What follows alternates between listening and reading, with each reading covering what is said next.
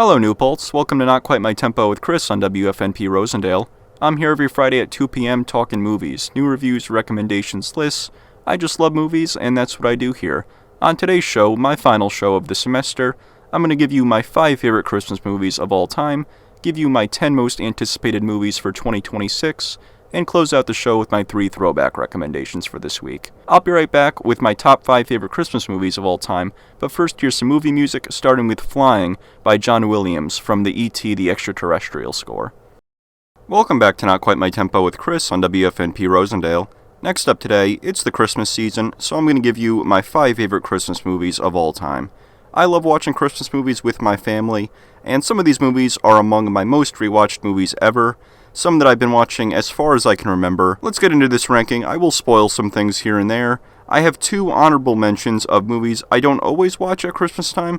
I don't associate them as much with Christmas, but every time I watch them, I'm reminded at how the Christmas elements add a lot to them. Merry Christmas!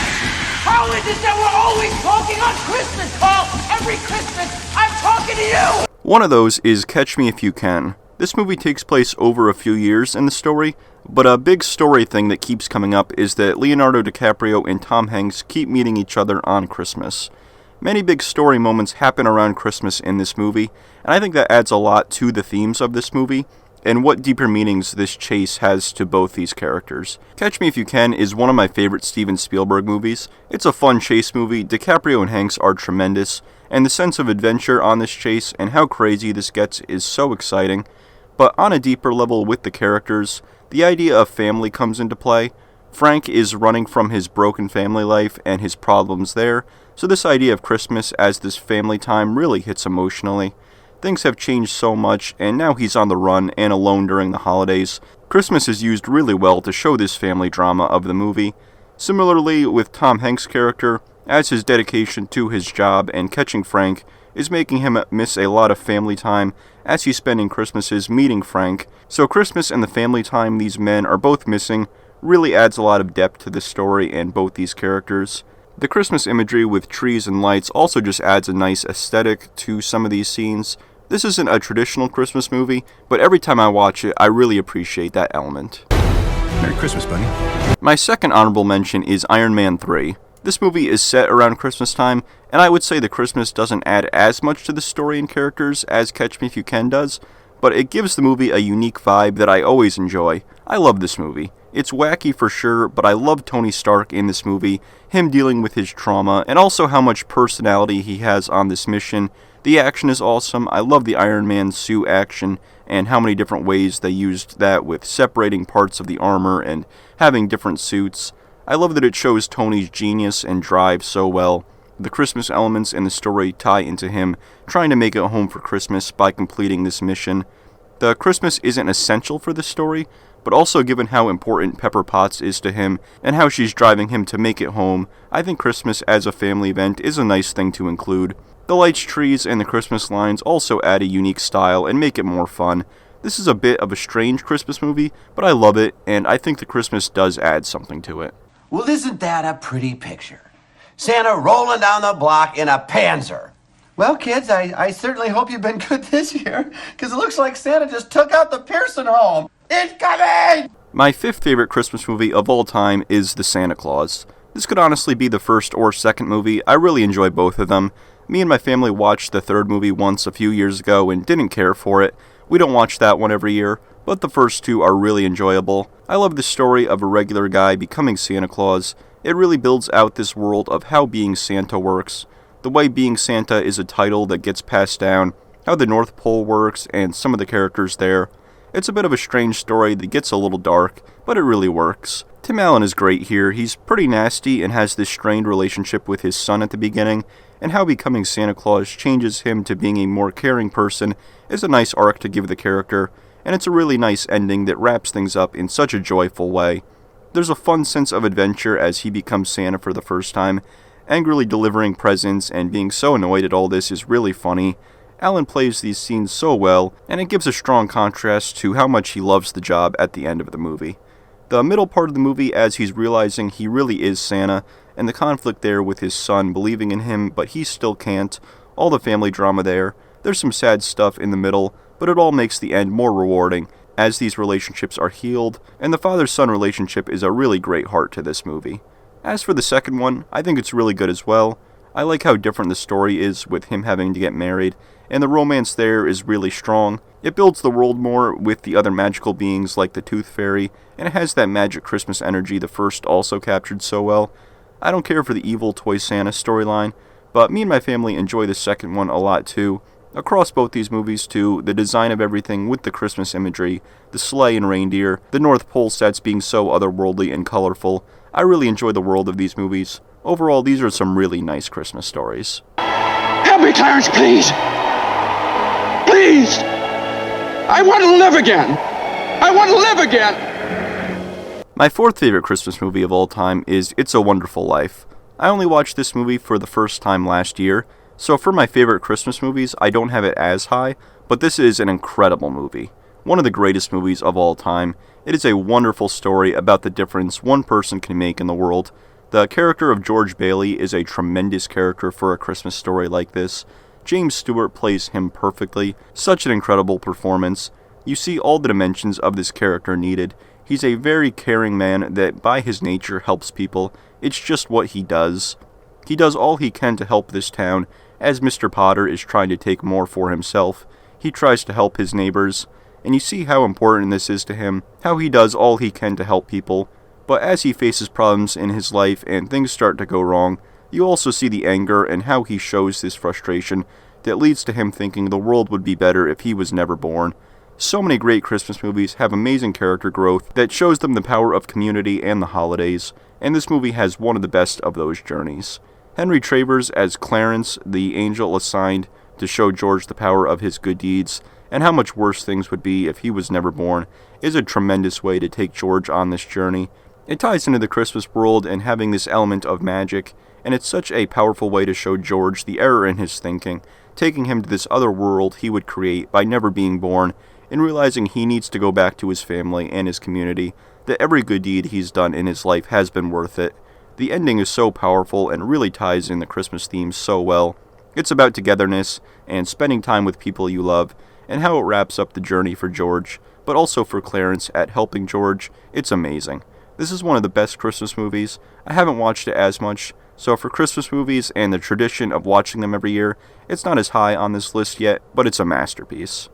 I'm up here, you morons! Come and get me!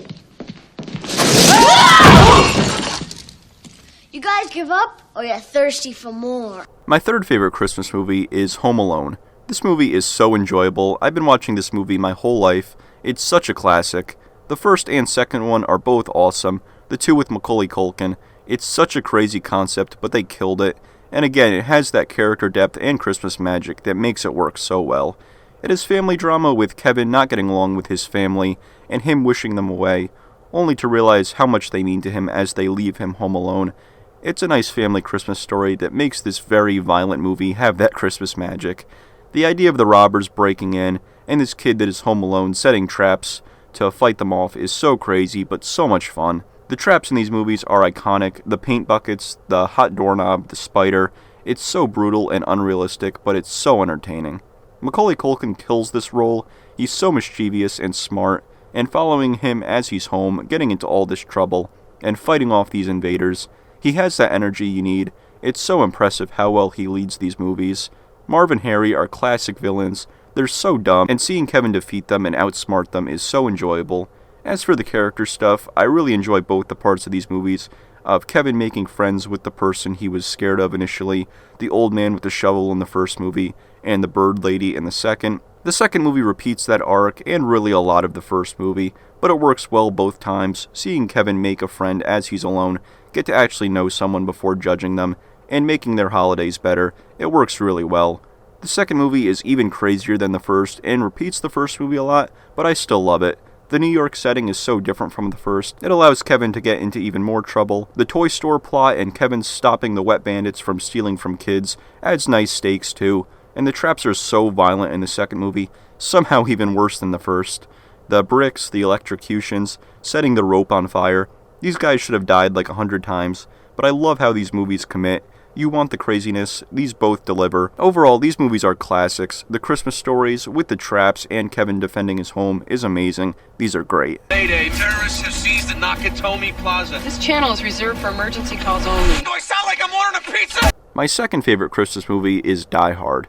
There's a lot of debate over if this is a Christmas movie. My dad doesn't think it is, but I would say it is. My dad says there's not enough Christmas imagery and the story doesn't have enough to do with Christmas, but I always think of this as a Christmas movie. The action story is definitely the main draw here. I love this style of action movie, one man trapped in this building with the enemy and having to take them out. You get great shootouts with incredible destruction and sound effects, the environments this all takes place in with the glass, the explosions, down these staircases. It uses the skyscraper setting really well. Bruce Willis as John McClane is one of the best action movie characters of all time. I love that he's a normal guy, he's a New York City cop, but he's not John Wick, he's not a trained killer. He is very brave and very resourceful, but he doesn't feel too in control. His situation feels very dangerous, and it really helps make the action even more engaging. I love how messed up he gets throughout this, how dirty and bruised and bloody he looks at the end. It makes the action and survival aspect really gripping.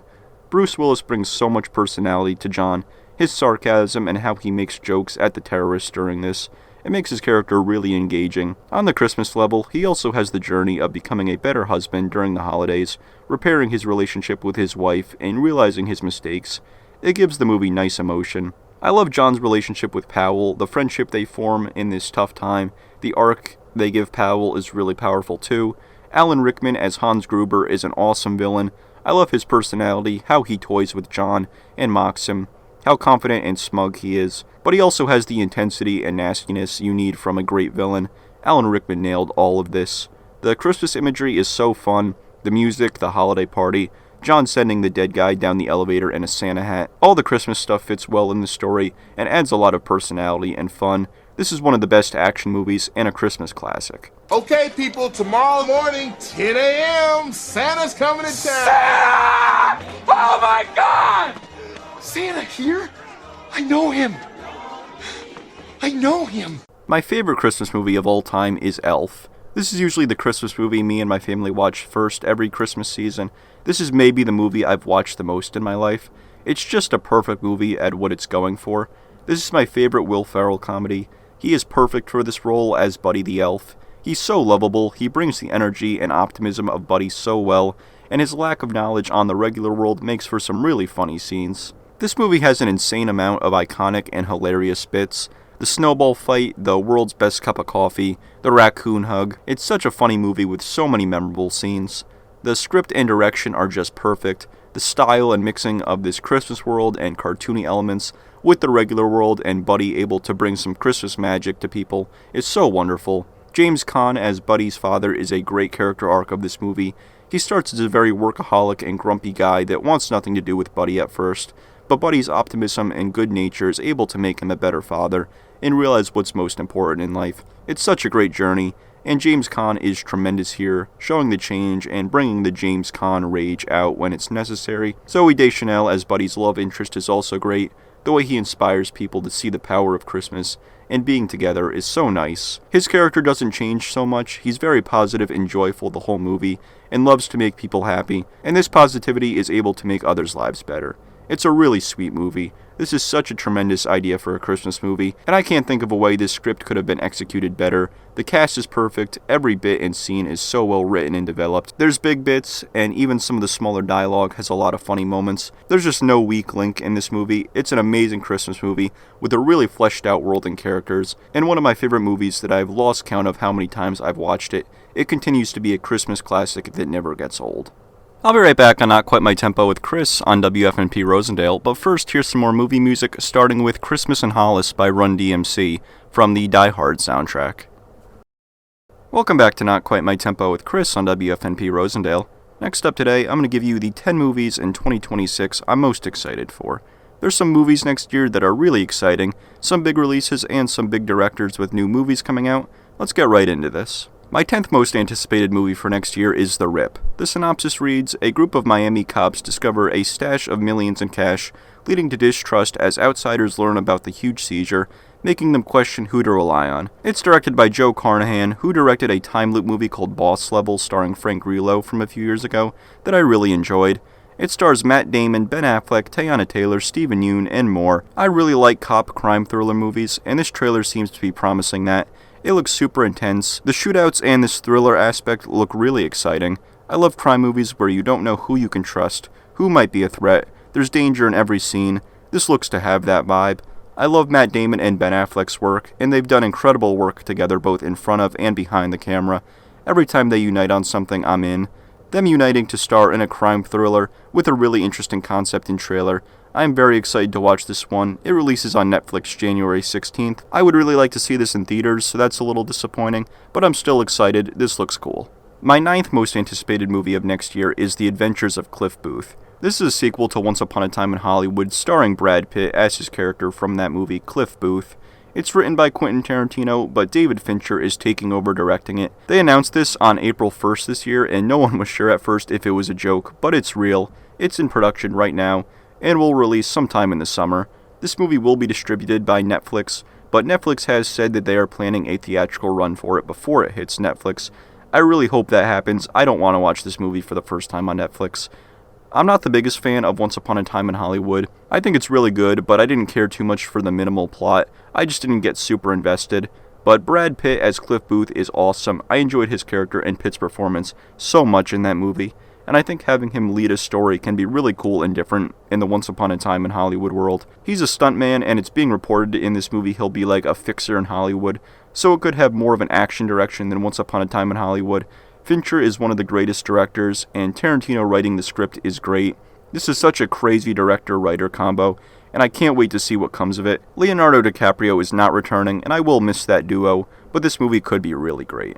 My 8th most anticipated movie of next year is Project Hail Mary. It follows a man who awakens on an interstellar spacecraft with no memory of how he came to be there, before he realizes he is on a mission to save Earth. It's directed by Phil Lord and Christopher Miller, directors of the 21 Jump Street movies, the Lego Movie, and producers on the Spider-Verse movies, and it stars Ryan Gosling. This comes out March 20th. The first trailer they put out looks like an exciting space adventure. I really like Ryan Gosling. I've enjoyed him in a lot recently with Barbie and The Fall Guy. He's a great leading actor. It looks like he's playing a kind of everyman in this movie that gets thrown on this crazy adventure to save the human race. It's based off a book of the same name by Andy Weir, who wrote The Martian that got adapted into the Matt Damon movie that I love, and the book for this movie I've heard very good things about, so another sci-fi story from Andy Weir being adapted by two directors I really like. Sounds great to me. The first trailer seems a little generic with the concept, but it also seems like it's not giving everything away, which I appreciate. I'm really excited for this one. My 7th most anticipated movie of next year is Supergirl, the next movie in the DCU, starring Millie Alcock as Supergirl. It follows Kara Zor-El's story and her darker origin before she finally made her way to Earth.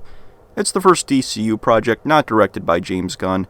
It's directed by Craig Giuseppe, and I'm interested to see where this movie goes. Supergirl was introduced at the end of Superman this year. The character seems very different from Clark. She seems more wild than him, so I think this movie will be really different from that movie. I haven't read the comics this movie is pulling from, but I've heard her upbringing was darker and will be an interesting history for this movie to go into. Jason Momoa is also starring in it as Lobo, who is a character from the comics I'm not too familiar with, but from what I know about him, Jason Momoa is perfect casting. There's no trailer yet as I am recording this, but there will be very soon. The plot isn't too clear yet, but it sounds like it will be something a little different in the DCU and within the Superman side of the world. I'm glad we're getting this movie so soon and meeting new characters in the DCU. Supergirl hasn't gotten much time on the big screen, and I'm interested in seeing where she goes. My 6th most anticipated movie of next year is Steven Spielberg's Untitled UFO movie. This movie comes out on June 12th. This was announced about 2 years ago. It's an original concept for a UFO movie from Spielberg. David Cope, who wrote Jurassic Park and a number of other films, wrote the script. It will star Emily Blunt, Josh O'Connor, Colin Firth, Eve Hewson, Coleman Domingo, and Wyatt Russell. I love Steven Spielberg's movies. Whatever this original UFO idea he had and developed with David Cope, I gotta see. It doesn't have a title or much at all about what specifically the UFO idea is, but with these names making it, I have faith it will be awesome. The cast is also great. I'm so down for more Josh O'Connor after seeing him in Wake Up Dead Man. Wyatt Russell is someone else I want to see more from as well. I'll get even more excited for this when we know a little more, but right now I am still really anticipating this. John Williams is also doing the score, which will mark the 30th collaboration between Spielberg and John Williams.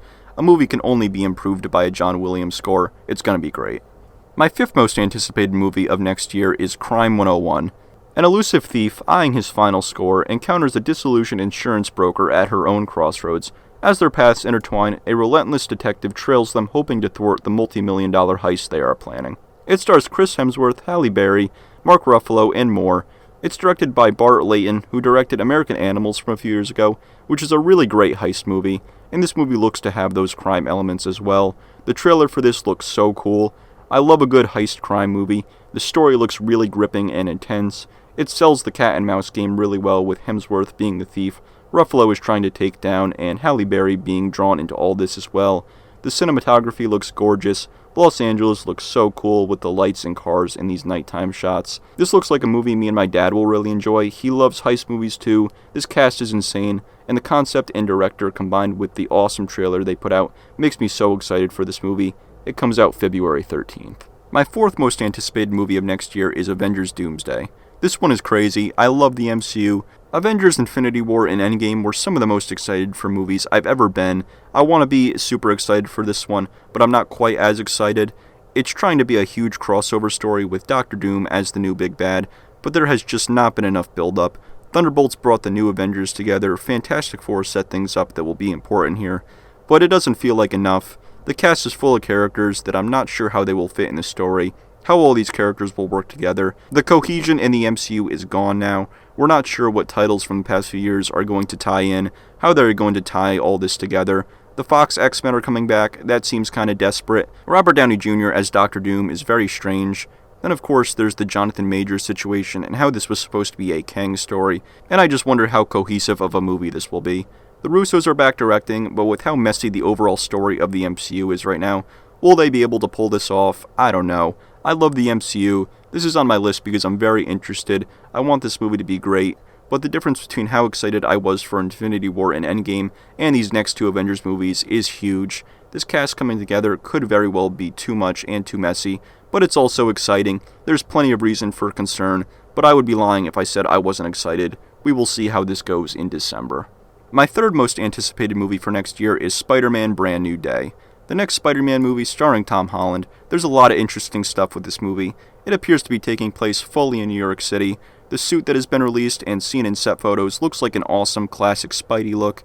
Michael Mando will play the Scorpion. He was incredible in Better Call Saul, so seeing him return to fully play that villain sounds great to me. And then Jon Bernthal will be in this as Frank Castle, the Punisher from Marvel Netflix.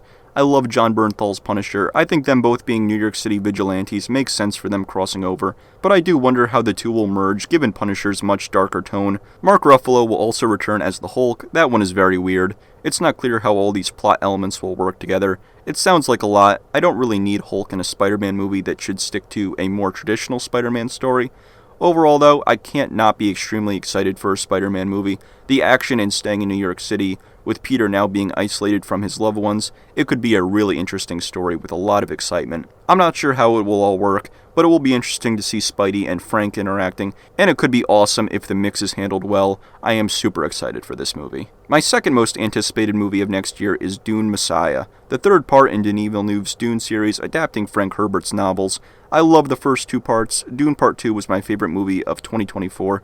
Seeing that in IMAX, seeing that world and this incredible story on an IMAX screen was a highlight at the movies that year for me. Denis is returning for this third chapter, along with Timothée Chalamet, Zendaya, Rebecca Ferguson, Jason Momoa, Florence Pugh, Anya Taylor-Joy, and Robert Pattinson is joining the cast, which is huge. I have no idea where the novel for this story goes. Part 2's ending makes me very interested in where this story goes. I can't wait to see this world on the big screen again, see this story continue, the world expand and grow. I'm so invested in these characters now, Paul Atreides' journey, and this intergalactic war and these stories on Arrakis. Denis is one of the greatest directors of our time. The way he brings this story to life is so gripping. The visual effects, Greg Fraser's cinematography, the beautiful sand sets. This series is one of the most exciting ones going right now. I have no concerns. I cannot wait for this. My most anticipated movie of next year is The Odyssey, Christopher Nolan's next film with an insane cast of Matt Damon, Anne Hathaway, Mia Goth, Robert Pattinson, Zendaya, Tom Holland, Charlize Theron, Jon Bernthal, Elliot Page, John Leguizamo, Benny Safdie, Lupita Nyong'o, and more. That cast alone could justify this being number 1 for me, but a new Christopher Nolan movie also does the same. Possibly my favorite director of all time. I loved Oppenheimer. Inception is my favorite movie of all time. The only trailer we've seen for this played before Superman, but even without a full trailer, I can't wait. Nolan adapting this epic story, the looks they put out of these costumes and some of these sets, this has potential to be the most exciting and grand movie of the year. Some of the action moments I know from the story, I am so excited to see how they are brought to the big screen in Nolan's adaptation.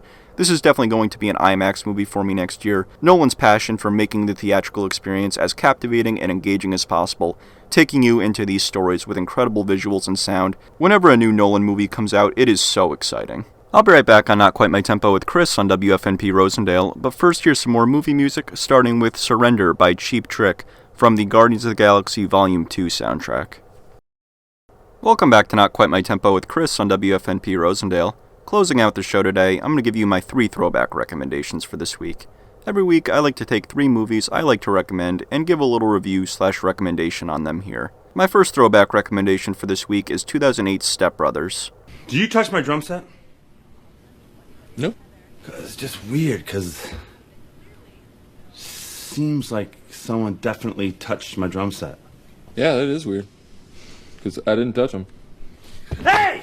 Did you touch my drum set? Hey, knock it off! Directed by Adam McKay, 2 aimless middle-aged losers still living at home are forced against their will to become roommates when their parents marry. We talked about Elf earlier, that is my favorite Will Ferrell movie, but an easy second favorite Will Ferrell movie for me is Step Brothers. It stars him and John C. Reilly as the titular stepbrothers. They are so wonderfully committed to their roles in this movie. The way they act like actual children, arguing over the pettiest of things, being territorial and fighting. Seeing these 2 40-year-old guys acting this way is already so funny, and these 2 are both perfect for this kind of role. Their delivery of these ridiculous lines is so funny, and this movie has so many funny bits. The don't touch my drum set fight, the scenes where they're interviewing for jobs, some of the things they say to each other are just so insane. They are an incredible comedy duo in this movie. Mary Steenburgen and Richard Jenkins as the parents are really good here as well. The way they react to their son's insanity and the craziness they cause by bringing them under the same roof is so entertaining. Adam Scott is another standout here. I knew him mostly from Parks and Rec. I didn't know he was in this movie until I watched it, and he is such a different character here from Parks and Rec. He is so nasty and cruel, but he is also hilarious. His character has some really funny scenes with the stepbrothers, and works so well as kind of a villain in this story. Where the story ends up going and how it all resolves is pretty nice. The movie has some decent character arcs and some depth that give it more impact in the story than I was expecting. The themes of growing up as well as following your passions, it has a nice message that works really well. The finale as a whole is really fun and has some very memorable moments. I really enjoy how Adam McKay brings this all together, his direction and writing, and his work with the stars. There's so much energy and enthusiasm throughout this whole movie. I don't love all of Adam McKay's movies, but this one is one of my favorite comedies. Everything works so well for me, with the characters and the comedy. Everyone is perfectly cast, and the script is so ridiculous but commits to everything so well, it's hilarious. My second throwback recommendation for this week is 2004's National Treasure. The Declaration of Independence.